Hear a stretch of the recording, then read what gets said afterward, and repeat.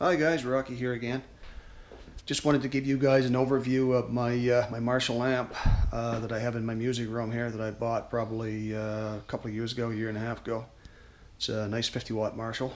It's a JVM and it's a 2-channel. And here it is right here. Let's take a look. We'll go over this. This guy's a 50-watt Marshall amp. It's got 2 channels. It's supposed to be a clean channel on top here, and this is supposed to be your distortion or your heavy channel, whatever you want to call it. Even though this is the clean channel up here on top, this button here has 3 different levels. You can get quite a bit of distortion just in the clean channel too. You can get a pretty good sound out of it, but you get your really heavy crunch down here on the lower channels. So, and it also has a standard channel. It has 3 different channels. So you go. I don't know if you guys could see the color, but you go from an orange to a red to a green. And then over here you've got some different levels of reverb. I don't know exactly what the different levels are now. I haven't used it for a while, I haven't used it extensively. I guess we got reverb overdrive and reverb clean crunch. This is a clean crunch here, and this is a reverb overdrive. And I'm not sure what the button here does. It says reverb, so I guess it must turn the reverb off. I don't know why you need to turn it off. You should just be able to turn these down and turn it off, but we'll play around with it here in a few minutes. Okay, so we've got a master section here, master 1 and 2. There's 2 different volumes. I'm not sure whether one is for, well, actually these 2 channels have their own dedicated volume. They have their bass, they have their middle or mid, they have the treble, and they have the gain. So I was trying to think of what to call this section down here, this channel down here, the bottom one. I know that I told you this was clean up here. This is actually called clean crunch, is what it says on there. I guess that would explain why we're able to get some crunch out of it, even though it's clean channel. This channel down here is actually overdrive channel, so that's why we get a whole lot more crunch and good raunchy rock sound out of it. Over here is the master. These 4 buttons. We have a presence, resonance, and then we have master 1 and 2. I'm not sure if one is for one channel and one's for the other channel. I don't think that's the case. I think maybe when I turn this on, I actually end up with 3 levels of volume control. So I might even test that out here in a few minutes and see what's going on, just to see if I'm right or wrong on that. Here we have an FX loop. I don't have a FX pedal, so I'm not even sure how this works, but it does have FX loop on it. It has foot switch, MIDI program switch, which I've not utilized these. I'm not sure exactly what to do with them. This does have a pedal, and the pedal is more for switching through this stuff here by foot, as opposed to having to be close to the amp and switch everything on the amp. So this is a JVM 50-watt amplifier. It's a 205H model. Right now it's on, but it's on standby. Well, it says standby on, silent recording, and off. I thought I had it on standby. Maybe I don't.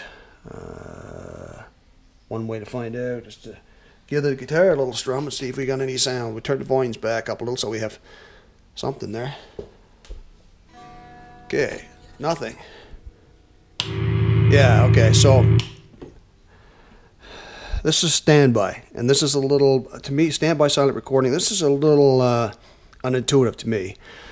I would think that if I were to put my amp on standby, that I would be turning standby on.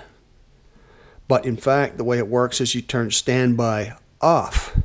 Right now, standby is off, and we have no sound. Right? Now we turn standby on, which is contradictory to the way I would expect it to be. But I guess it doesn't matter as long as you know. Now I've got some sound. So alright, I got the guitar plugged in. This thing's warmed up for a while, so I'll leave the standby on, which to me really should be called off, like I said. But anyway, what we have is we're powered up, and we can. So what this is actually a tube amp. It's got probably can't see down in there, but there's several tubes. We've got 1, 2, 3, 4, 5, 6, 7 what I can identify are 7 tubes. Tube amps used to be the ones that were, you know, what they had back in the day, and they realized when they started getting to the solid state and they no longer had the tubes anymore that they didn't have the same sound. Tubes supposedly have a much better sound. So most companies started making the tube amps again.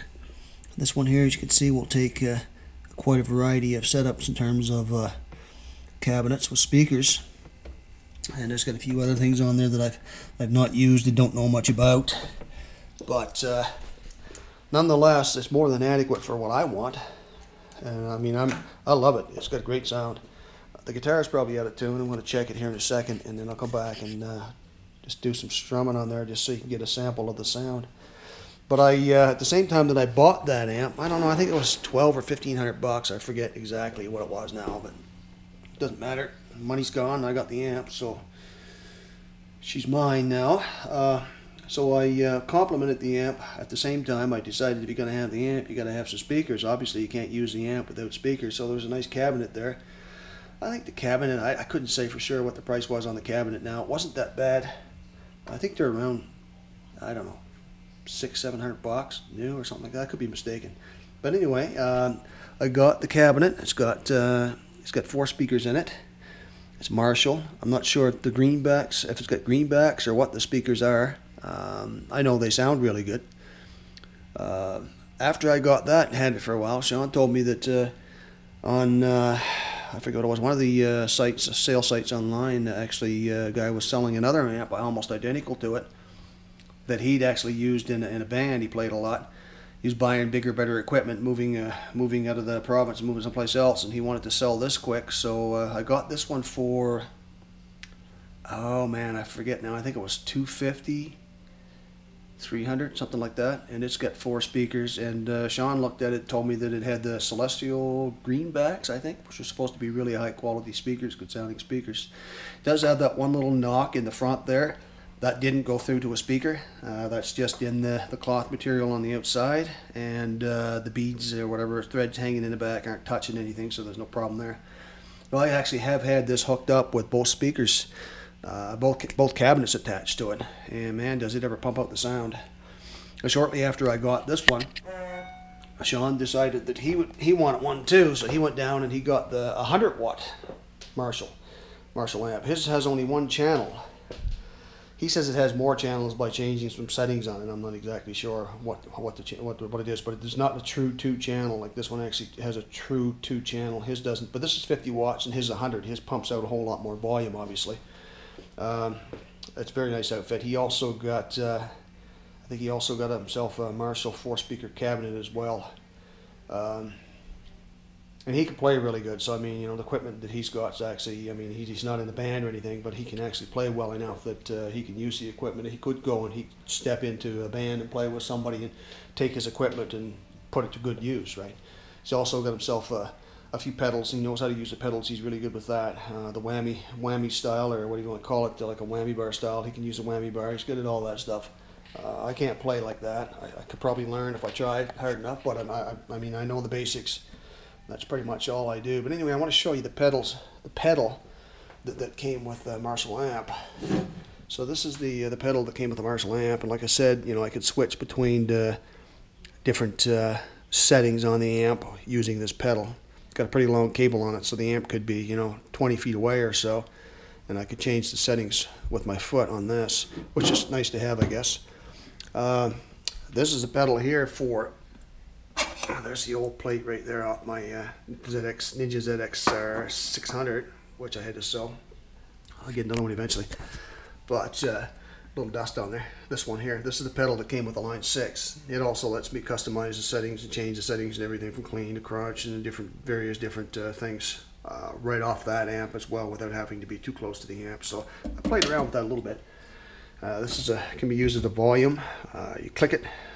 It clicks one way and it's a volume pedal, and then you click it the other way and it becomes more of a whammy or a wah or whatever you want to call it.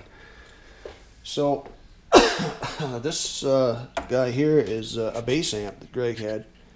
Brought that up because we had a bunch of them here playing one time. A lot of times we'll get a full band in here.